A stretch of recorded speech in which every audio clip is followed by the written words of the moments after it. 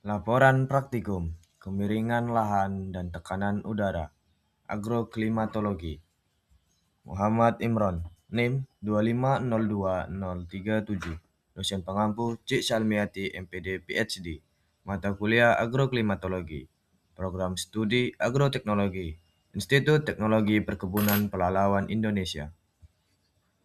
Pendahuluan, kemiringan lahan dan tekanan udara merupakan faktor lingkungan yang berpengaruh terhadap kondisi agroklimat dan produktivitas lahan pertanian. Kemiringan lahan mempengaruhi proses aliran permukaan, erosi tanah, infiltrasi air, serta distribusi unsur hara pada tanah. Lahan dengan kemiringan yang tinggi cenderung memiliki resiko erosi lebih besar, sehingga dapat menurunkan kesuburan tanah dan menghambat pertumbuhan tanaman. Selain itu, perbedaan kemiringan lereng juga menyebabkan variasi sifat fisik tanah seperti kadar air, prioritas, dan stabilitas agregat tanah. Sinaga et al. 2020.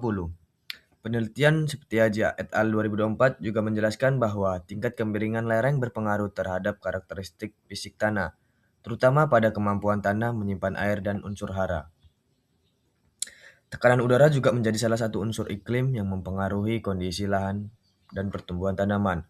Perubahan tekanan udara berkaitan erat dengan suhu, kelembapan, dan pergerakan massa udara yang dapat mempengaruhi proses evapotranspirasi serta ketersediaan air bagi tanaman. Menurut Asio et al. 2019, perubahan kondisi atmosfer seperti tekanan udara dan defisit tekanan uap dapat mempengaruhi produktivitas tanaman karena berhubungan langsung dengan proses fisiologi tanaman. Pada daerah dataran tinggi dengan tekanan udara lebih rendah, suhu cenderung lebih dingin sehingga mempengaruhi proses fotosintesis dan pertumbuhan tanaman tertentu. Oleh karena itu, kemiringan lahan dan tekanan udara menjadi faktor penting dalam menentukan kesesuaian lahan pertanian dan keberhasilan budidaya tanaman. Berikut adalah tujuan praktikum. Yang pertama yaitu mengetahui cara mengukur kemiringan lahan di lapangan. Dan selanjutnya menentukan tingkat kemiringan lahan dalam persen atau derajat. Nah, di sini ada alat dan bahannya. Yang pertama yaitu kita membutuhkan digital altimeter dan yang kedua ada klinometer. Berikut adalah langkah kerjanya dari lapangan kami.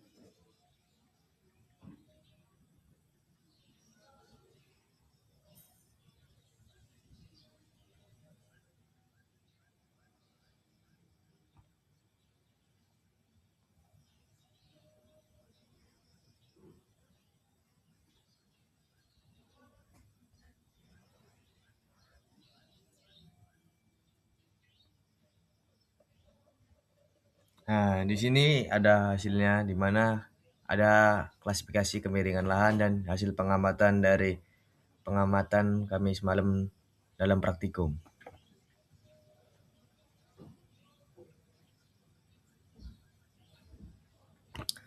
Masuk kita ke pembahasan, yaitu perbedaan tekanan udara menunjukkan pengaruh ketinggian terhadap kondisi atmosfer, di mana semakin tinggi tempat maka tekanan udara cenderung menurun karena massa udara semakin tipis. Handoko 2021. Selain itu, perbedaan suhu pada kedua lokasi menunjukkan adanya pengaruh kondisi topografi dan penerimaan radiasi matahari terhadap iklim mikrolahan. Kemiringan lahan sebesar 19,4%, termasuk kategori lahan miring, sedang yang masih dapat dimanfaatkan untuk budidaya kelapa sawit, namun memerlukan teknik konservasi tanah dan air seperti pembuatan teras, penanaman tanaman penutup tanah, dan pengaturan drainase agar erosi dapat dikendalikan. Menurut Sinaga et al. 2020, semakin besar kemiringan lahan, maka aliran permukaan meningkat sehingga berpotensi menyebabkan kehilangan unsur hara dan penurunan kesuburan tanah.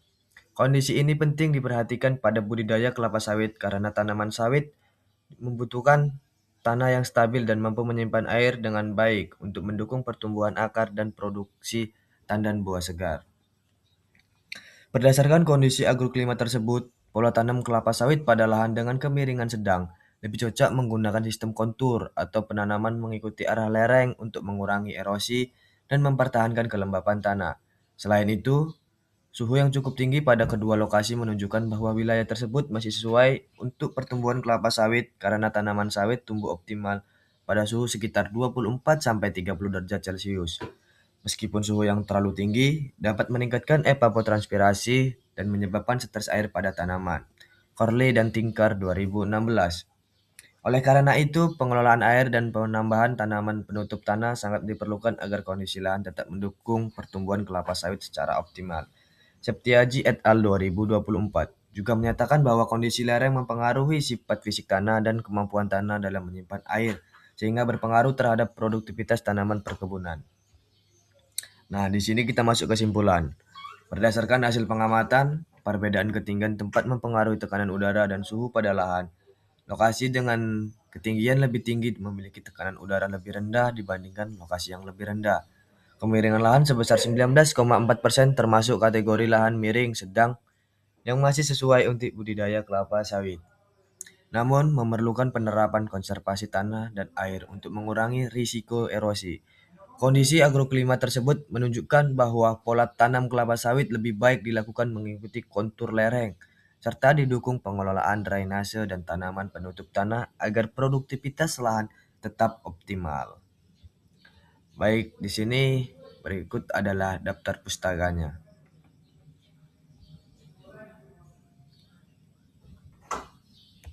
Sekian, terima kasih.